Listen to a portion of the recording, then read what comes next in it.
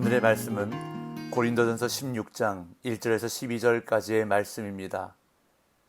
성도를 위하는 연보에 관하여는 내가 갈라디아 교회들에게 명한 것 같이 너희도 그렇게 하라. 매주 첫날에 너희 각 사람이 수입에 따라 모아두어서 내가 갈 때에 연보를 하지 않게 하라. 내가 이를 때에 너희가 인정한 사람에게 편지를 주어 너희의 은혜를 예루살렘으로 가지고 가게 하리니 만일 나도 가는 것이 합당하면 그들이 나와 함께 가리라. 내가 마게도냐를 지날 터이니 마게도냐를 지난 후에 너희에게 가서 혹 너희와 함께 머물며 겨울을 지낼 듯도 하니 이는 너희가 나를 내가 갈 곳으로 보내어 주게 하려 함이라. 이제는 지나는 길에 너희 보기를 원하지 아니하노니 이는 만일 주께서 허락하시면 얼마 동안 너희와 함께 머물기를 바람이라. 내가 오순절까지 에베소에 머물려 함은 내게 광대하고 유효한 문이 열렸으나 대적하는 자가 많음이라. 디모데가 이르거든 너희는 조심하여 그로 두려움이 없이 너희 가운데 있게 하라. 이는 그도 나와 같이 주의 일을 힘쓰는 자임이라. 그러므로 누구든지 그를 멸시하지 말고 평안히 보내어 내게로 오게 하라. 나는 그가 형제들과 함께 오기를 기다리노라. 형제 아볼로에 대하여는 그에게 형제들과 함께 너희에게 가라고 내가 많이 권하였으되 지금은 갈 뜻이 전혀 없으나 기회가 있으면 가리라. 아멘. 이제 고린도전서의 마지막 장인 16장에 도달했습니다. 16장 전반부인 오늘 본문에서 바울은 1절에서 4절까지는 연보 문제를, 5절에서 9절까지는 바울의 여행 계획을 밝히며 10절, 11절에서는 디모데에 대한 부탁을, 그리고 12절에서는 아볼로에 대한 소식을 전하고 있습니다. 참고로 내일 본문인 13절부터 24절까지는 마지막 권면과 끝 인사가 기록되어 있습니다. 그럼 오늘 본문을 살펴보겠습니다. 바울은 먼저 연보 문제를 언급합니다. 1절, 2절입니다. 성도를 위하는 연보에 관하여는 내가 갈라디아 교회들에게 명한 것 같이 너희도 그렇게 하라. 매주 첫날에 너희 각 사람이 수입에 따라 모아두어서 내가 갈 때에 연보를 하지 않게 하라. 여기서 바울이 사용한 연보, 헬라어로는 로게이아라는 단어는 다소 특이한 단어인데 기독교 공동체의 통상적인 후원과는 달리 보다 구체적인 목적을 위한 특정 모금을 의미하는 단어입니다. 유대 지역에 발생한 큰 흉년으로 인해 예루살렘 교회가 경제적 어려움에 처해 있었습니다. 그래서 안디옥에 있는 성도들이 연보를 모아 예루살렘 교회를 도운 일이 있었는데요. 사도행전 11장 27절에서 30절까지를 제가 한번 읽어보겠습니다. 그때 선지자들이 예루살렘에서 안디옥에 이르니 그 중에 아가보라 하는 한 사람이 일어나 성령으로 말하되 천하에 큰 흉년이 들리라 하더니 글라우디오 때에 그렇게 되니라.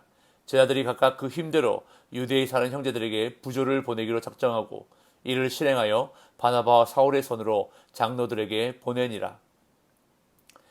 안디옥 성도들이 모은 연보를 바울과 바나바가 직접 예루살렘에 가서 전달했습니다. 하지만 그럼에도 불구하고 예루살렘 교회는 여전히 어려움과 고난을 겪고 있었기 때문에 바울은 예루살렘으로 보낼 연보를 다른 교회들에서도 계속 모금하고 있었던 것으로 보입니다. 따라서 바울은 고린도 성도들에게 내가 갈라디아 교회들에게 명한 것 같이 너희도 그렇게 하라고 권면하고 있습니다. 이처럼 예루살렘 교회를 위한 연보는 당시 아시아와 마게도냐와 아가야와 로마 이르기까지 다양한 지역의 수많은 교회가 참여한 광범위한 모금 운동이었습니다. 제가 로마서 15장 25절 26절도 한번 읽어보겠습니다. 그러나 이제는 내가 성도를 섬기는 일로 예루살렘에 가노니 이는 마게도냐와 아가야 사람들이 예루살렘 성도 중 가난한 자들을 위하여 기쁘게 얼마를 연보하였습니다. 이처럼 어려움을 겪고 있는 예루살렘 교회를 위해서 고린도 성도들에게도 연보할 것을 권면하는 바울은 연보에 대한 구체적인 지침을 2절에서 알려주는데 매주 첫날에 너희 각 사람이 수입에 따라 모아두어서 내가 갈 때에 연보를 하지 않게 하라고 말씀합니다. 매주 첫날이란 오늘날의 일요일을 말하는데 초대교회가 이 날을 주일로 지켜 함께 모였다는 것을 알 수 있습니다. 바울은 연보를 매주 모아둘 것을 지시하면서 각 사람이 수입에 따라 연보할 것을 말씀합니다. 고린도 교회를 이루는 다양한 계층의 성도들이 각자의 형편에 맞추어 마음을 모을 것을 권면하면서 모든 성도가 빠짐없이 이 일에 동참하기를 바울은 기대하고 있는 것입니다. 그런 다음 모금한 그 연보를 어떻게 예루살렘 교회에 전달할지를 구체적으로 설명합니다. 3절, 4절. 내가 이를 때에 너희가 인정한 사람에게 편지를 주어 너희의 은혜를 예루살렘으로 가지고 가게 하리니 만일 나도 가는 것이 합당하면 그들이 나와 함께 가리라. 바울은 연보를 집행함에 있어서도 투명함을 보입니다. 고린도에 도착하면 너희가 인정한 사람에게 편지를 주어 너희의 은혜를 예루살렘으로 가지고 가게 하겠다는 것이 바울의 계획입니다. 여기서 바울은 고린도 성도들의 연보를 은혜라고 표현합니다. 하나님이 베풀어 주신 은혜에 대한 보답으로 그들이 이 연보를 자원함으로 드렸다는 것을 암시하려는 것 같습니다. 그리고 바울은 자신이 예루살렘으로 함께 갈 필요가 있다면 기꺼이 그들과 함께 연보를 전하는 일에 동행하겠다고 밝힙니다. 이어서 바울은 자신의 여행 계획에 대해서 설명합니다. 5절에서 7절. 내가 마게도냐를 지날 터이니 마게도냐를 지난 후에 너희에게 가서 혹 너희와 함께 머물며 겨울을 지낼 듯도 하니 이는 너희가 나를 내가 갈 곳으로 보내어 주게 하려 함이라. 이제는 지나는 길에 너희 보기를 원하지 아니하노니 이는 만일 주께서 허락하시면 얼마 동안 너희와 함께 머물기를 바람이라.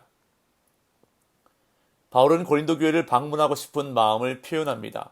마게도냐를 여행하고 난 이후에 바로 너희에게 가서 함께 머물며 겨울을 지낼 것을 기대하고 있습니다.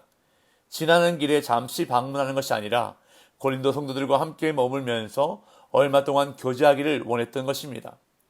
그러면서도 바울은 자신이 고린도에 머무는 것이 만일 주께서 허락하시면 가능하다고 말합니다. 바울은 자신의 선교 여행이 주님의 허락에 달려있음을 분명하게 인식하고 있는 것입니다. 바울이 얼마 동안 고린도에 머물려는 이유는 고린도 성도들과 함께 교제하기를 원했기 때문이며 또한 고린도 교회의 여러 문제들을 바로잡고 그들을 그리스도 안에서 온전히 세우기 위한 시간이 필요했기 때문일 것입니다. 그리고 여기에 덧붙여 고린도 교회와 성도들이 바울을 지원하여 파송해 주기를 바랐기 때문입니다. 이는 너희가 나를 내가 갈 곳으로 보내어 주게 하려 함이라.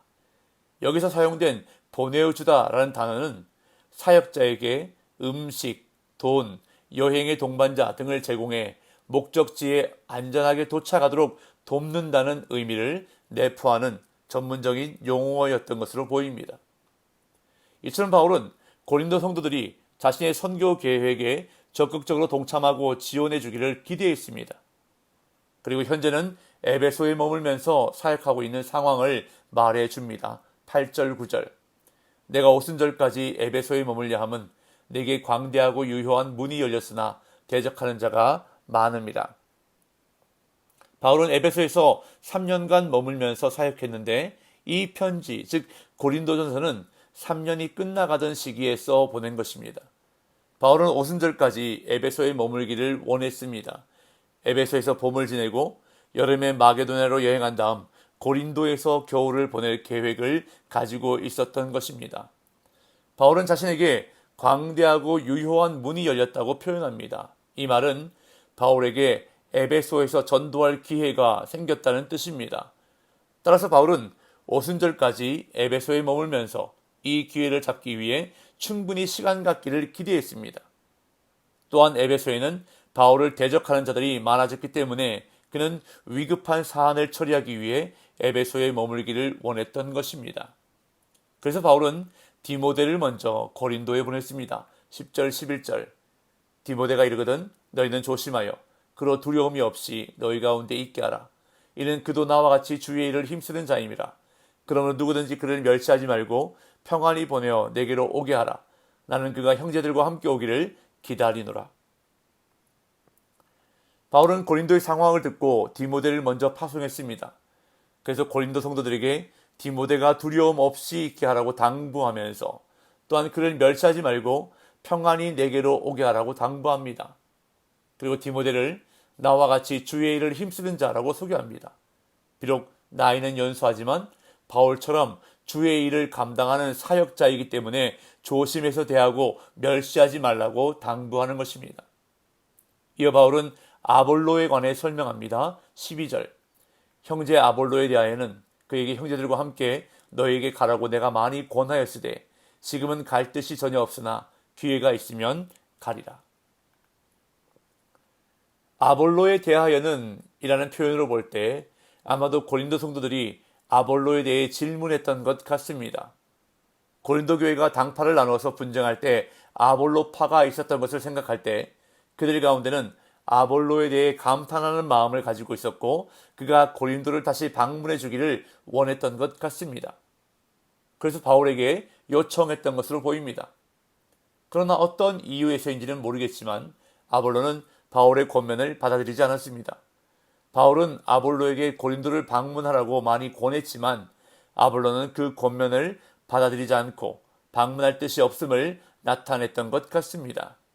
그렇지만 바울은 아볼로에게 기회가 있으면 고린도를 방문할 것이라고 확신하고 있습니다. 오늘 본문을 통해서 바울은 헌금 생활의 중요한 원리를 우리에게 가르쳐주고 있습니다. 그 원리 가운데 하나는 매주 첫날에 헌금을 모아두는 것입니다.